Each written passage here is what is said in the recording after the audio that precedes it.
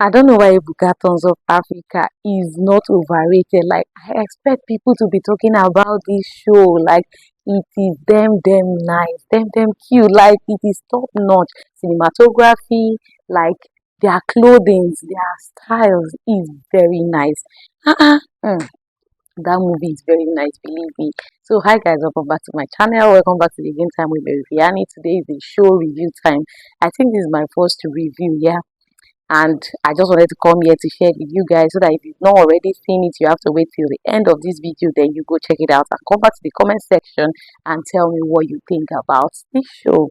Oh yeah, so it's EBUKA Turns Up Africa review time. So Ebuka traveled, like he invited 5 of his friends to come join him to explore Africa, and in season 1 episode 1 and 2 they traveled to Rwanda, and 3, 4 they travel to Morocco. So I'll be dissecting each season for you guys in this video.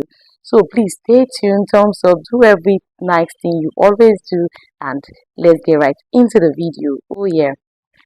So first in episode 1, I have my jotter here and I have my notebook here. I had to note some of the points I want to discuss with you guys here so as not to just jump around. I need to give you guys the real gist in between this video. You used to say that women are emotional. Have you seen these men? They literally drag one issue for as long as they shot episode 1 and 2, they were dragging one issue. So men can be this emotional. I didn't know. Let me gist you guys now.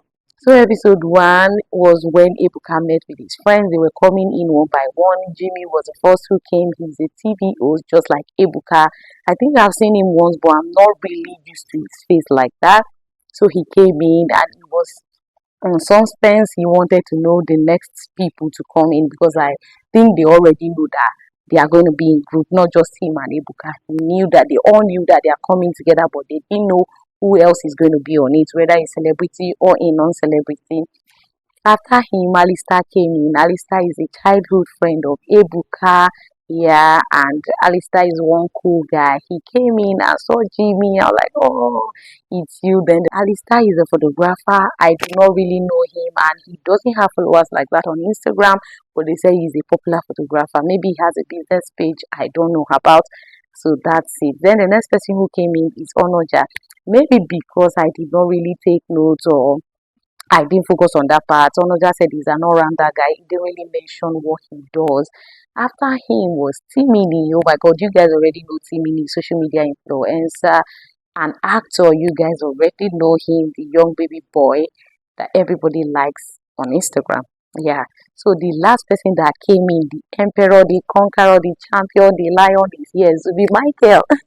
Who would have thought that Zubi would be on this show? Oh my god.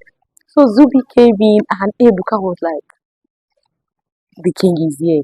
Like Zubi Michael introduced himself, he explained himself as king of mad people because when Zubi enter, you already know that yes, king of mad person is here, and that is Zubi. He came in, I know what Ebuka was trying to do because Zubi had to just be there because he's one crazy person everybody knows about and he just had to be on the show, and he brought him in and everybody was like, Alistair on his own was like, Zubi, Ebuka, friends, how? Believe me, gentle people are friends with the most crazy set of people you can ever find out in this world and another world to come. Like, you will always see them like that. They are usually friends. Ha, God, this show is gonna be interesting. So they all met where they are going to take off from, which is where they had a private jet, which is where the jet is. So they met there and they all entered into it. Was so interesting. Like, I feel like I should be in this kind of show, like with females, like girls trip. Like, it's gonna be really interesting. Please, if you guys have any girls trip coming up, Mary's gonna be there for you guys. Please just put me in, stick me in, okay?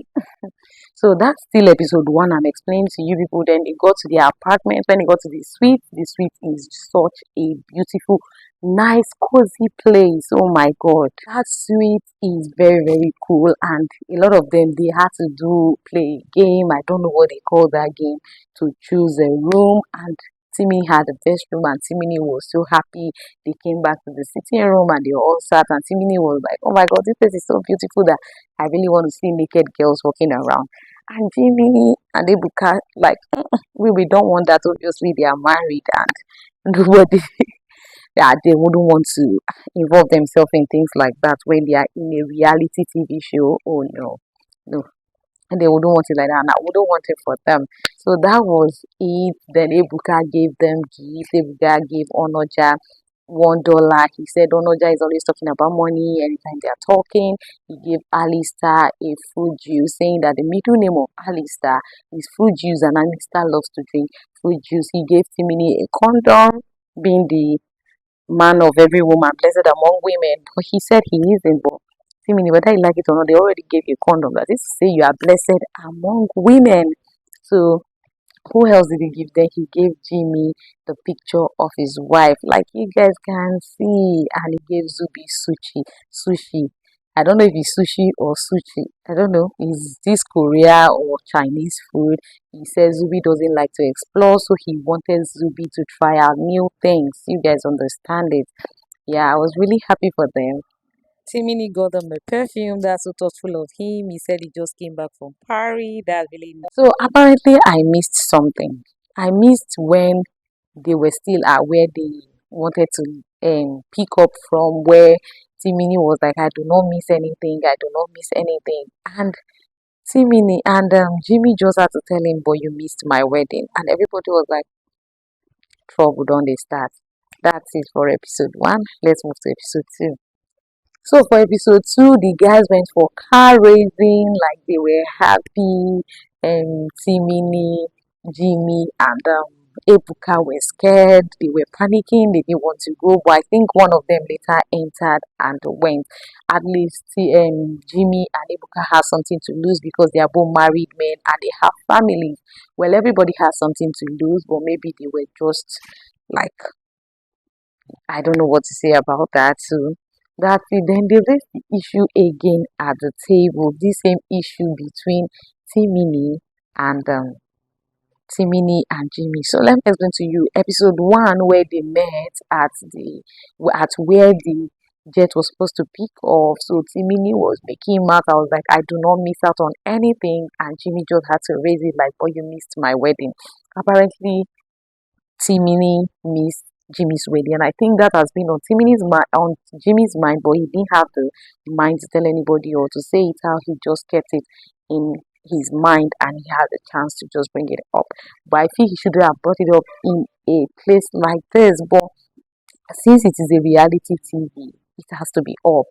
It is reality, like what they are doing in real life, that had just been documented in amidst the journey they were going for.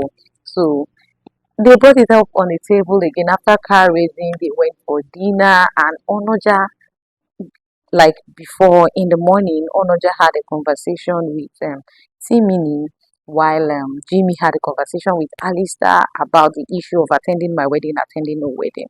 So Onoja had to just bring it up just to settle the rift among them. Onoja faced Alistair and was like, Alistair, if I missed your wedding, would you like it as a friend? And Jimmy just immediately took it up, was angry, was all over the air. But I feel Jimmy should apologize to Onoja because Onoja did it out of a place of love because he wanted to just settle them. They didn't want issues like in the journey. That was why Onoja brought it up. Jimmy shouted at Onoja, and he later stood up with Timini to go to a private table to talk about this issue. They actually talked about it, settled it, and they were good, and everybody apologized to each other and left. Then the next day, they went to a golf course, which is Zubi, Timini, Onoja, and Jimmy. While Alistair and Ebuka went for a boat ride, yeah, something like that. They went for a boat ride. So in this same golf course, Jimmy still brought up the issue. I was still telling Onoja that he didn't appreciate the way Onoja brought up the issue, the way Onoja talked about it, that he didn't like it. And I was like, Jimmy, can you just rest? You've apologized. Timini has apologized. Then can you just pardon Onoja? Must you bring it up again another day? This is where they started telling Jimmy he's emotional, he's this, he's that, and he didn't really like it. And Timini was like, for the first time in the trip, he's actually angry, and he didn't want to be angry. I understand him so well. So after then, the next day, they met together, and the next They, I think Onoja, Timini, and Zubi went to test milk. They went to a milk place and tested fermented and unfermented milk. And that was it for episode 2. So now in episode 3, they traveled to Morocco. They traveled to Morocco. So here they went to the beach, they went swimming and all that, play in the beach. And when they were this skating, or what do they call it, in this beach, Zubi changed his hairstyle and they laughed about it, saying Zubi wanted to copy Timini. Meanwhile, I feel Timini is not playing about it, but Zubi, as a cool guy that Zubi was, or Zubi is, Zubi just smiled about it and didn't take offense. If it was another person, he would have taken offense. But they just smiled about it and everybody went after they like doing things in the beach. Where they were moving in the beach, Zubi's board hit Onoja's hand, but Zubi wasn't aware, and Onoja knew that he wasn't aware. It was really painful because Onoja had to band his hand. And when they got to the apartment later, they were gisting in the lounge and just talking. And Onoja now said he hurt his hand because Zubi didn't know that. Zubi didn't know when his board hit Onoja's hand. So Zubi wanted to apologize, and Zubi was like, I do not say sorry or please, but sorry. What kind of apology is that? If you don't want to apologize, just say, don't apologize, and nobody would think it that way. But why are you apologizing in that manner? But because everybody already know that crazy guy, they didn't really focus on it. Onoja was just like, it's not his fault, he didn't know. But that was it for it. And they started asking each other their first impression about each other. Like when this person first came, what was your first impression about him? What was your first impression? Azubi raised it like his first impression about Onoja was about Alistair is that Alistair is a drunkard. He came out wrong, brother Zubi. You don't tell people they are drunkards. He hasn't been drunk and start misbehaving.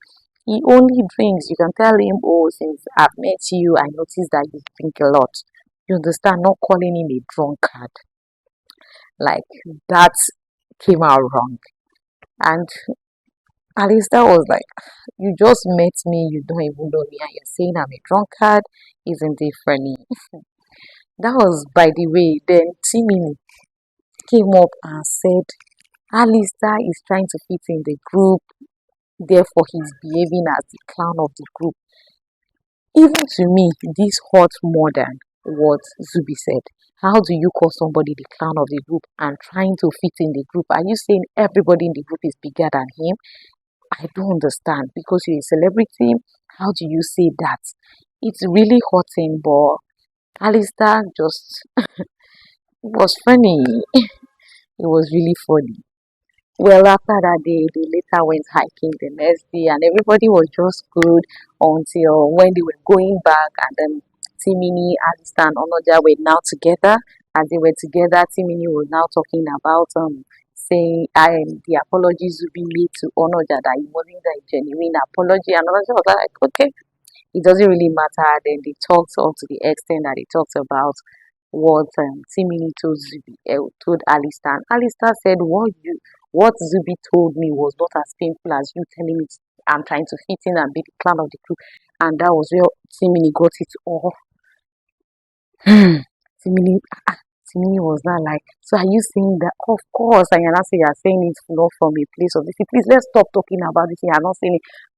They said it that what's in your mind is what will come out of your mouth. Before you say something, your mind would have processed it already. How do you tell somebody is trying to fit in and you're saying it from a place of a good heart or something like that? Please, can you let us rest? It came out wrong, brother Timmy.